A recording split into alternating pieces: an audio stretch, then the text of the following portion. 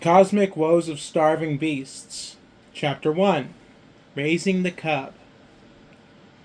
Growing up, it was just me and my dad. We lived together in the middle of the desert in this shitty single-floor house out in the never-ending stretches of blistering, heat-filled Arizona. That house was old. Older than my father, certainly. He said it had been built around the time of the Great Dust Bowl, which had gruesomely decimated many homes across North America in the 1930s, particularly the southern half. And by some God-given miracle, it had survived. It stood the test of time, so to speak, and I'd be a monkey sleazebag uncle if I said it didn't look the part, too. Nearby, there was this backwater little town that had never even made its mark on the map. Cotton Drift, surrounded by the rattlesnakes and scorpions to serve as its landmarks. Whenever I would ask my father about my mother, all he would say is, "That no-good whore couldn't even cook a decent meal," as he puffed on the end of his cigarette. That would be all he'd expand on that matter. As much as I wanted to know about her, I didn't pry further for any details because, well, it seemed like talking about her brought on a swelling rage in his eyes. There was this unseen temper building just underneath the folds of his wrinkled eyelids, begging and pleading to be unleashed. My father wasn't a man of many words, as you can probably discern for yourself. He kept to himself the best he could, seeing fit only to speak to me with the quick, dry vocals only a southern father could give. The occasional, "Listen here, boy," and "Tighten up, son," served their purpose enough. Every day after work he'd walk through that door. The flimsy oak door to our barely held together house which creaked a squeaky whine and guttural groan whenever you opened it and shuddered rapidly when you closed it. He would unhook his sheriff's belt, on which he kept a wide array of things. Spare bullets, a lasso, his pistol holster, a pouch for carrying coins, his handcuffs, and lastly, a compartment to keep random needs such as chapstick, eye drops, and maybe even a pack of Rolaids. In the center of his belt was a gigantic, oversized golden buckle which read Buffalo Ranch and featured an engraving of a wild buffalo being ridden by a cowboy on it. After that he would hang his hat, which over the years had accumulated a lifetime's worth of dirt and grime. That warm black color of its felt was masked behind years of Arizona dust. Now it looked red-brown, just like the landscape that had occupied and surrounded them at all sides, as if it was made that way. He would next hang his leather coat, which bore the same wear and tear his hat did, covered in countless patches that had been made along the shoulders and back to reinforce what looked like rips from all the stress being a law-enforcing sheriff brought onto them. The scrapes and dings clearly visible on that light brown leather, likely from the countless brawls he had endured.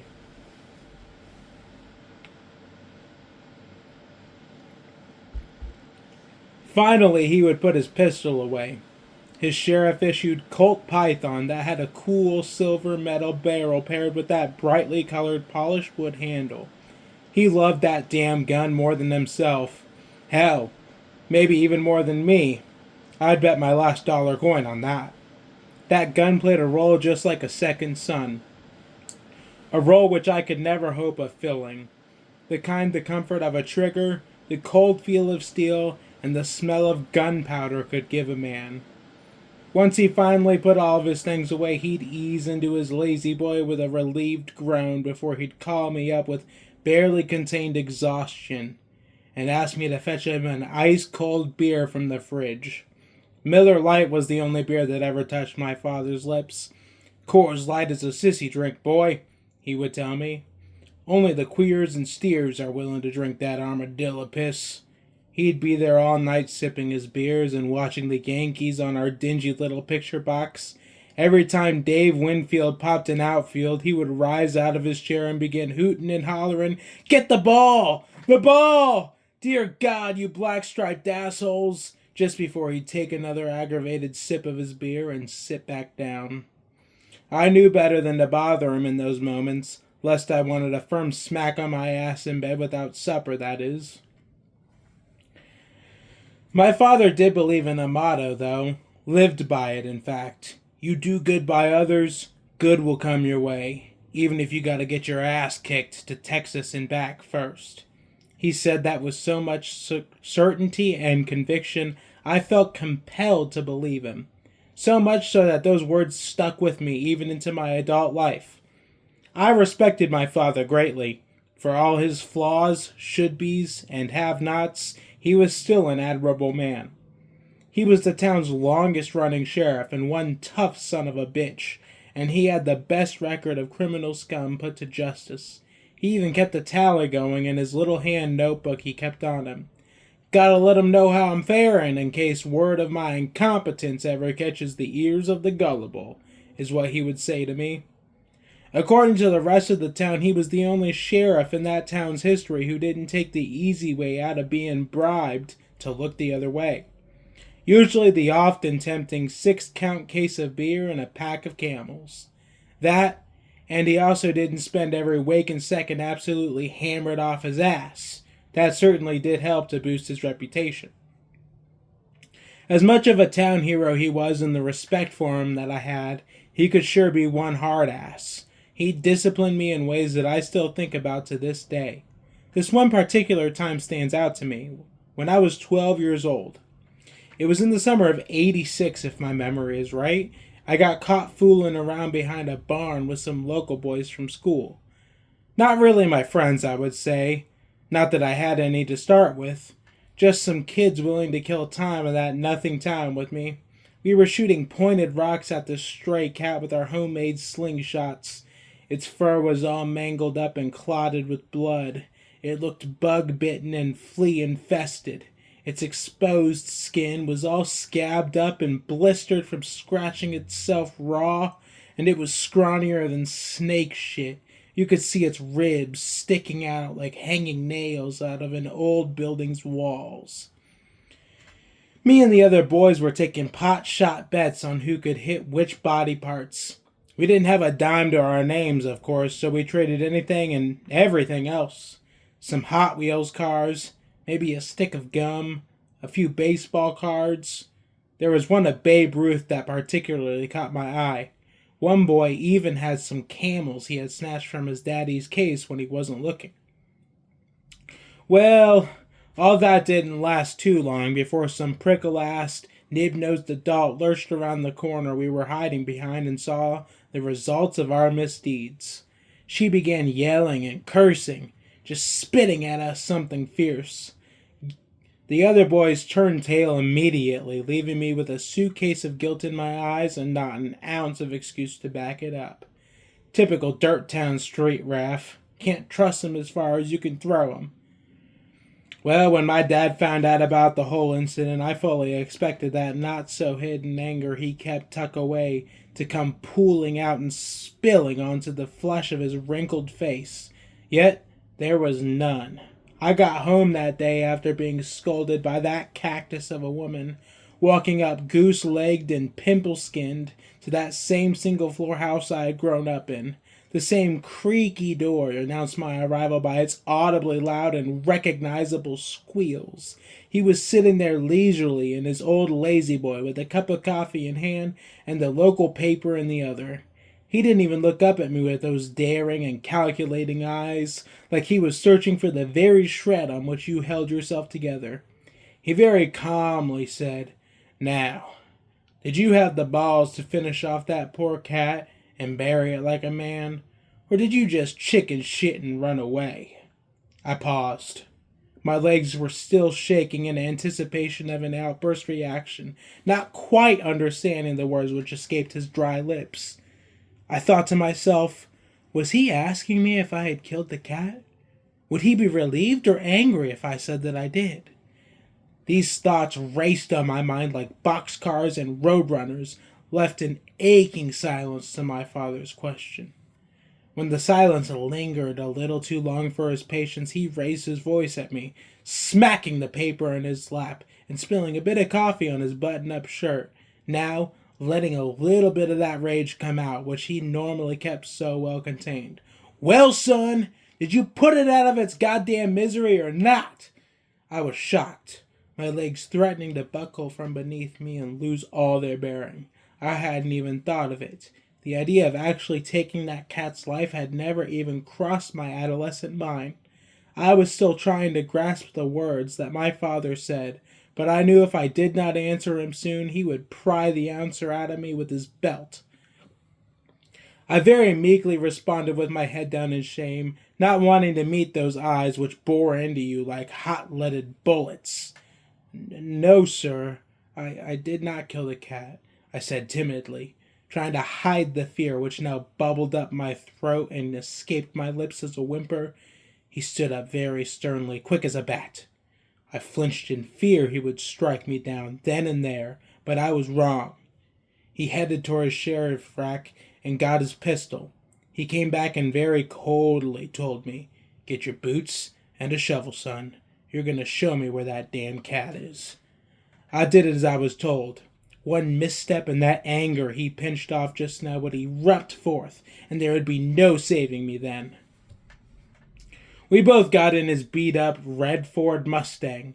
Rust had accumulated near the bottom of the frame, but it didn't make the car look any less magnificent.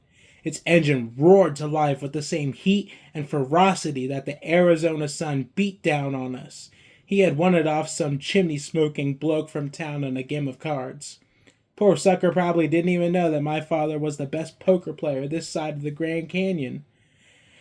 As we drove, I pointed out each turn with nervous uncertainty, the knot in my stomach growing bigger and more queasy as we neared the barn I had earlier shared so many laughs with those scoundrel boys from town. We soon stopped and stepped out of his Mustang. We walked slowly towards the back of that barn. The footsteps in the cracked earth rang out against the warm air, and me and my father paused. The cat was still there, bloodied and wheezing, clearly too injured to move. It made these god-awful groans. The hits from the rocks had done so much damage that you couldn't even recognize its matted fur from its gaping and infected wounds. One of the boys earlier had nailed a called shot to one of its eyes, inflicting a nasty wound which caused a pained shriek from the tortured cat. Its eyeball now hanged loosely from its socket, grotesquely bulging and swarmed by flies. My father said to me, not looking away from the horrific sight of the poor beast. "Now listen here, son, and you better listen damn good, because I will not repeat myself. When a man starts something, he ain't no man unless he finishes it. You understand what that means? You tortured this poor cat, you're gonna end it." I looked back at him with a shock that I'm sure befitted such a statement. My mouth flapped up and down, trying to find the words I needed to convey, but knowing no matter what I said, the results would be the same regardless. He was already cocking the hammer back to his Colt python, ready to be shot, and then he swiftly pointed the handle down at me. I hesitated to grab it, my hands shaking nervously and drenched with sweat both from the heat and my own pan-sweating fear. I gripped the wooden handle tight, the heavy weight of the gun nearly dragging my arms to the ground at that moment before I quickly adjusted back and stood tall again. "Safety's off. Square your shoulders. Aim straight and shoot for the head, son. Don't make him suffer anymore." Needless to say, I did what he told me to do that day. It was the first time I had ever shot a gun, but it wouldn't be my last. Once the quaking terror of the shooting an animal with a gun had died down in my stomach, my father made me spend the next few grueling hours digging up a grave to bury the cat I had just shot. It was backbreaking, difficult labor, and my father merely gazed at me with content as he saw my sweat mixed with my tears in the red dirt that I found myself pistol-lipped and chest-deep in. When I had finally managed to fill that hole back up with dirt, the sun was just kissing the horizon, casting a deep orange hue across the entire desert.